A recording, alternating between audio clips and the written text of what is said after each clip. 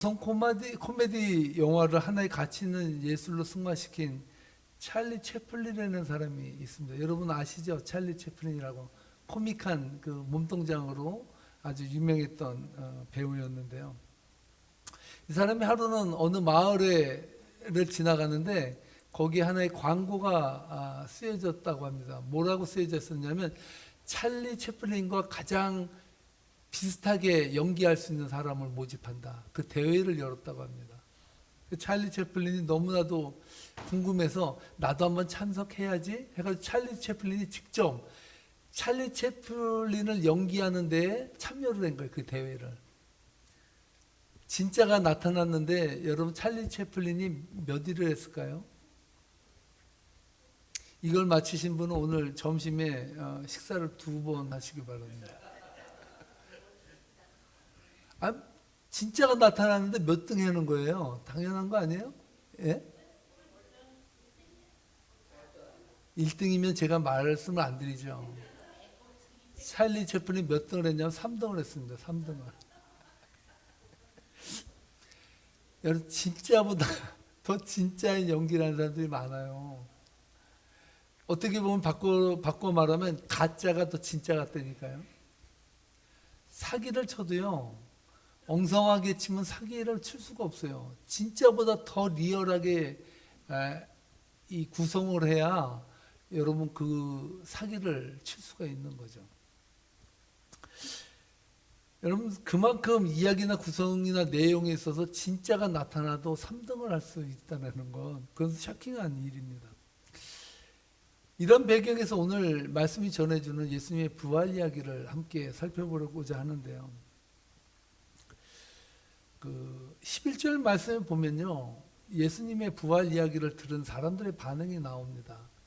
함께 11절 말씀 함께 읽어보도록 하겠습니다. 그들은 예수께서 살아나셨다는 것과 마리아에게 보이셨다는 것을 듣고도 믿지 아니하니라. 아멘. 이걸 왜 써요? 듣고도 믿지 아니하였는데 믿지 않았다는 말을 여러분 부활 이야기에 어떻게 삽입할 수가 있어요? 이거 완전 엉성한 거 아니에요? 엉성한 거? 여러분들도 그러죠. 남에게 얘기할 때 내가 약점 잡히거나 좀 안 좋다고 생각하는 것은 다 빼잖아요. 이야기를 들어보면요. 다 좋은 것만 미화해서 쓰게 돼 있는 거예요. 근데 마가는 멍청한지 아니면 이거 복음을 전하려고 하는 건지 아닌지 듣고도 믿지 아니한 이야기를 쓰고 앉아 있다고요. 이걸 우리는 어떻게 받아들여야 할까? 컬투쇼에서 블루베리 판매원이 그 노인분들을 대상으로 하는 그 체육대회에 참가했는데요. 거기에서 그 체육대회 점심시간에 점심을 먹고 쉬고 있는데 노인분들이 어떤 한 노인이요. 양손에 물건을 실컷 막 땀을 뻘뻘 흘리면서 들고 온 거예요. 그 들고 와가지고 사람들에게 하나씩 나눠줬습니다. 그 상품이 뭐였냐면 블루베리 원액이었습니다. 그러니까 이것을 하나씩 다 나눠주면서 먹어보라 그랬더니 이 사람이 그 강당 같은 데 서가지고요 말하는 거예요. 안녕하세요 여러분. 제가 사실은 사람들 앞에 있으면 말을 못하고 떨려요. 지금 많이 떨리는데 여러분 제 말을 잘 귀담아 듣기 바라겠어요. 이래더라는 거 충청도 사투리로. 그러면서 하는 말이 여러분이 지금 먹은 것이요 블루베리 원액인데 이게 몸에 진짜 좋아요.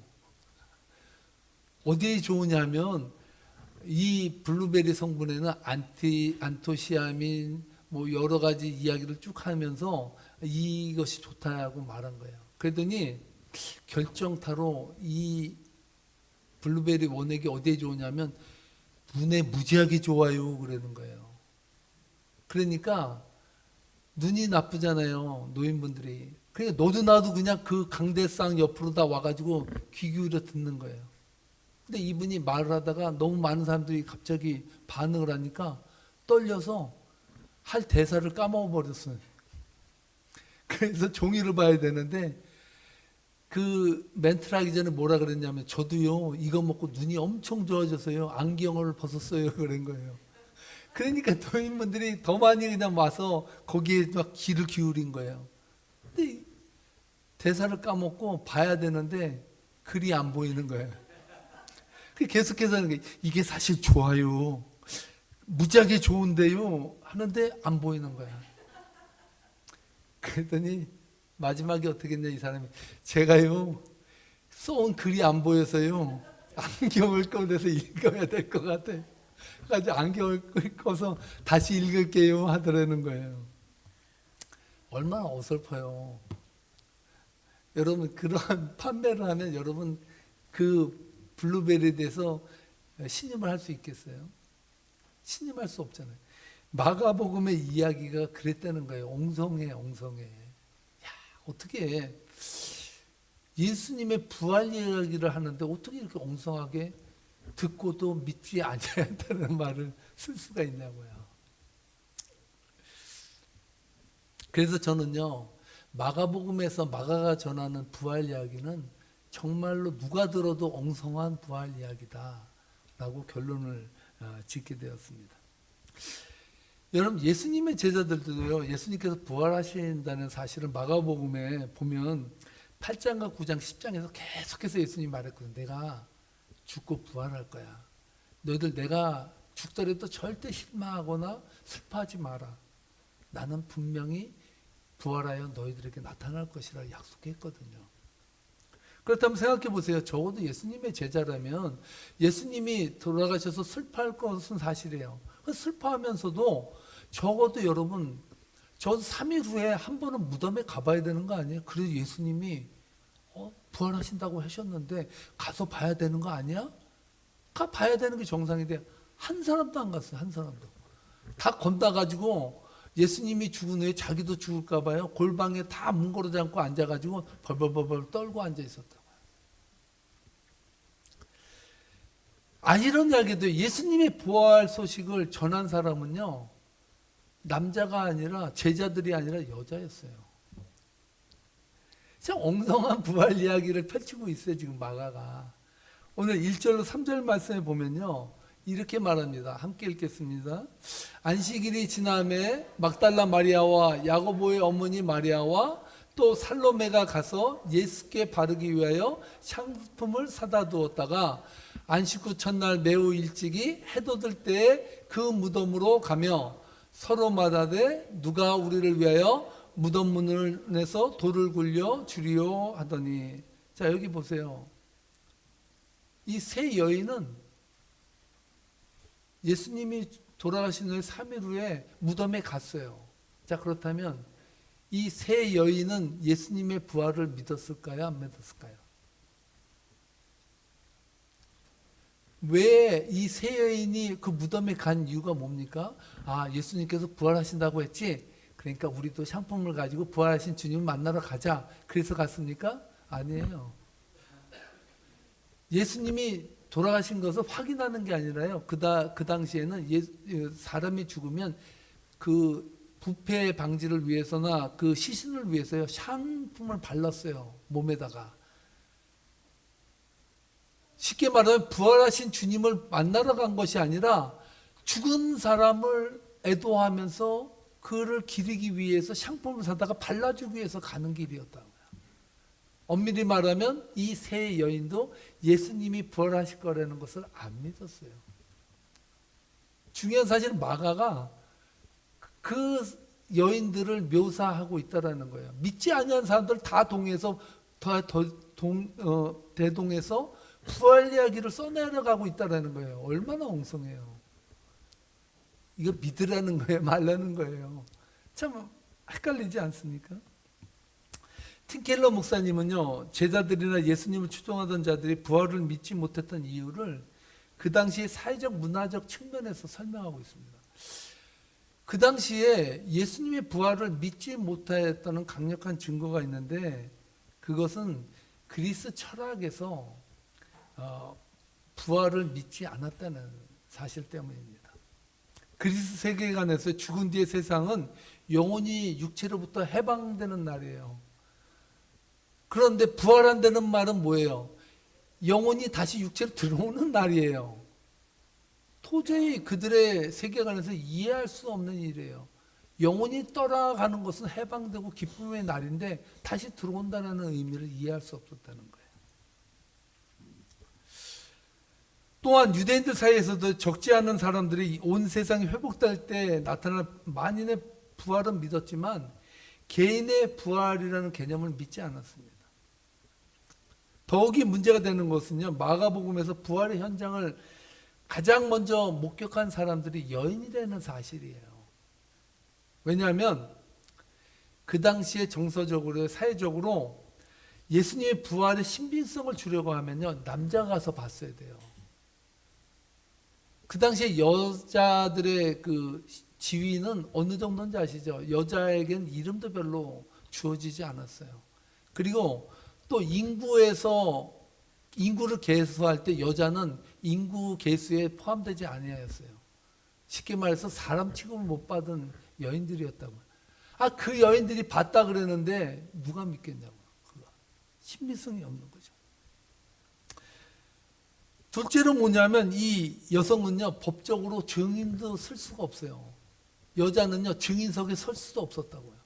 그런데 부활의 증인으로 여성을 대동해서 이야기하고 있는 거예요. 마가는 처음으로 이 여자들이 부활의 소식을 청년으로부터 들었다라고 얘기하고 있다는 거예요. 이러한 이 구조 속에서 예수님의 부활의 첫 목격자를 여자로 내세우고 있다는 거예요. 바로 막달라 마리아가 부활의 주님을 보았다라고 얘기하고 있습니다. 9절 말씀인데요. 함께 읽겠습니다. 예수께서 안식 후 첫날 이른 아침에 살아나신 후 전에 7 귀신을 쫓아내어 주신 막달라 마리아에게 먼저 보이시니. 아멘. 더 기가 막혀요. 왜 기가 막힌지 아십니까? 여자가 증언하는 것도 신빙성이 없는데 이 여자가 어떤 여자입니까? 옛날에 악기 귀신이 들렸던 여자가 예수님을 보았다라고 말했다는 거예요. 여러분 어떻게 믿겠어요? 저 여자가 또 다시 미쳤구나. 귀신이 나가더니 또 들어와서 저짓하구나. 이런 이야기를 들을 수 있어요. 마가가 전하는 부활 얘기는요, 정말로 이건 이해할 수 없는, 부활을 증거하는 이야기로 쓰기에는요, 전혀 맞지 않는 사람들 다 대동해서 부활 이야기를 쓰고 있어요. 여러분 이걸 어떻게 해석하겠어요? 가뜩이나 그럴듯하게 부활 이야기를 써도 안 믿을 세상에, 예수님이 믿어지지 아니해서 못 믿는다는 이 세상 속에서 이 부활 이야기를 여러분 어떻게 해석해야 될까요? 실제로 이 문제를 제기한 그리스 철학자가 있어요. 2세기에 살았던 켈수스라는 사람인데요. 이 사람은 기독교를 매우 싫어해서 기독교에 비판적인 글을 쓰던 사람이에요. 그 사람이 내놓은 비판 중에서 강력하게 내세운 것이 뭐냐면, 어떻게 여자들의 증언을 근거로 예수님의 부활을 이야기하냐, 이건 다 사기다, 이렇게 얘기했다는 거예요. 제자들은 어떻습니까? 막달라 마리아 예수님의 부활 이야기를 들은 제자들의 반응은 이랬습니다. 10절로 11절 말씀입니다. 함께 읽겠습니다. 마리아가 가서 예수와 함께하던 사람들이 슬퍼하며 울고 있는 중에 이 일을 알림해 그들이 예수께서 살아나셨다는 것과 마리아에게 보이셨다는 것을 듣고도 믿지 아니하니라. 아멘. 아니, 제자들도 3일 만에 내가 부활할 것이라고 말했지만 듣고도, 그 여인들의 말을 듣고도 믿지 아니하는데 우리는 어떻게 믿을 수 있어요? 우리는 못 믿을 이야기예요. 못 믿을 이야기. 여러분들은 대단한 거예요. 여러분들 믿음 대단한 거예요. 오늘 이 자리에 예수님 부활하셨다는 이 날을 축하하며 기뻐하며 감격하며 예수님의 부활이 나의 부활이라고 찬양하며 여러분 이 자리에 앉아있다는 그 자체가 대단한 믿음이에요. 대단한 믿음. 마가는요, 누구나가 다 납득할 수 있는 방식으로 확실한 파워를 가진 증인들을 내세우지도 않고 예수님의 부활을 증거하고 있다는 사실입니다. 이쯤 되면 우리는 마가에게 물을 수밖에 없어요. 마가, 당신은 뭐 하자는 거냐? 대체 부활을 믿으려는 거냐 말라는 거냐? 여기서 우리는요, 마가의 의도를 우린 뒤집어서 생각해 봐야 돼요. 예수님의 부활의 이야기는 그럴듯한 세상의 말이나 논리로 해석되어지는 말이 아니라 철저하게 사실에 근거하기 때문에 누구를 그 증인으로 세우던 관계없이 예수 그리스도의 부활은 예수 그리스도를 믿는 성도들을 통해서, 제자들을 통해서 들불처럼 전해지고 증거되고 알려졌다는 사실입니다. 할렐루야. 이것이 바로 부활 이야기가 가지고 있는 능력이고 힘이라는 사실이에요. 마가는요, 예수님의 부활에 대해서 설명하려고 하지 않았습니다. 오늘날 기독교의 문제가 뭔지 아십니까? 예수님의 부활하셨다는 것은 말로 설명하려고 해요. 예수님의 부활은요, 논리나 말로 설명되어지는 것이 아니기 때문에 믿음이에요. 예수님의 제자들이 예수님을 따라가면서 이성과 합리성으로 예수님을 만난 것이 아니라 그들은 십자가에 죽으시고 부활하신 예수님을 눈으로 목격하고 증거했던 증인들이라는 사실입니다. 적어도 마가는요, 사람들의 부활의 사실을 믿던 안 믿던 관계없이 가감없이 예수님의 부활 사건을 증명해 가고 있다는 사실입니다.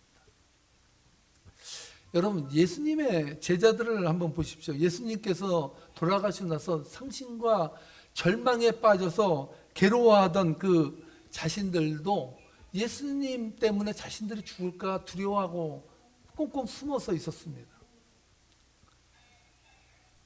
그런데요, 그들에게 놀라운 일이 벌어졌습니다. 무슨 일입니까? 그렇게 도망다니며 숨어 지내던 예수님의 제자들이요, 주는 그리스도시요 살아계신 하나님의 아들이시고 부활하셨다는 것을 만천하에 죽음을 무릅쓰고 전하기 시작했다는 거예요. 최초의 순교자가 누굽니까? 예수님의 제자 중에 최초의 순교자가 야고보예요. 야고보가 순교를 당했어요. 그렇게 겁쟁이인 제자들이요, 죽음을 내놓기 시작했어요. 베드로는 어떻습니까? 베드로는 자기 몸 살겠다고요, 예수님이 붙잡혀 갔을 때 욕을 하면서 예수님을 저주하면서 난 저 자식을 모른다라고 욕을 퍼붓던 사람이 베드로예요. 그런 베드로가 십자가에 죽으시고 부활하신 예수님을 만나고 나서 인생이 바뀌었어요. 어떻게 바뀌었는지 아십니까? 전승에 의하면요, 베드로가 순교를 당할 때 나는 예수님처럼 바로 서서 십자가를 받을 수 없다. 내가 부탁하건대 나는 십자가를 거꾸로 세워서 나를 십자가에 달게 해달라고 부탁을 했다. 그렇게 예수님의 제자들이요, 이 엉성한 부활 이야기임에도 불구하고 그 부활의 이야기를 삶의 현장에서 살아냈다는 사실이에요. 오늘 이 시대에도 그리스도의 부활, 십자가와 부활을 증거하는 성도들을 통해서, 우리 성도님들을 통해서 부활 이야기는 지금도 증거되고 선포되고 있다는 사실을 믿으십니까? 여러분들이 바로 부활의 증인들입니다. 엉성한 부활 이야기가 여러분들의 인생 가운데, 여러분들의 심령 가운데 박히면서 여러분들의 고백으로 하나님 앞에 드려지고 있다는 사실이 놀랍지 않습니까? 오늘 말씀을 마치도록 하겠습니다. 이것이 엉성한 부활 이야기가 오늘 살아가는 우리들에게 주는 메시지라는 사실입니다. 사랑하는 성도 여러분, 예수님의 부활의 이 증거가 어떻게 세상에 전해질까요? 그것은 바로 여러분들이에요. 여러분들의 입의 증거를 통해서 베드로와 야고보와 예수님의 제자들이 부활의 주님을 진짜 만나고 나서 전인격적으로 변화된 그 변화의 삶으로 하나님 앞에 순교의 삶을 살아갔던 것을 보면서 부활의 증거됐듯이 오늘날도 부활은 그렇게 증거된다는 거예요. 우리 예수님은 부활의 천년매가 되셔서 여러분들을 그 부활의 증인으로 지금 불러주셨습니다. 초청하셨습니다. 엉성한 부활 이야기의 진위를 따지기 이전에 오늘도 십자가에서 죽으시고 부활하신 그 주님이 나의 전 인격적인 내 삶과 만나주시고, 할렐루야, 나를 변화시켜 주시고 내 생활을 변화시켜 주시고 내 속에서 부활의 참 증거자가 되기를 원하시는 그 마음으로 오늘 이 시간 우리들을 불러주셨다는 사실을 알게 될 때 부활의 능력은 살아나고 지금도 일하시고 역사할 줄 믿습니다. 이 부활의 증거자가 되는 저와 여러분 되시기를 주님으로 축복합니다. 축복합니다. 기도하시겠습니다.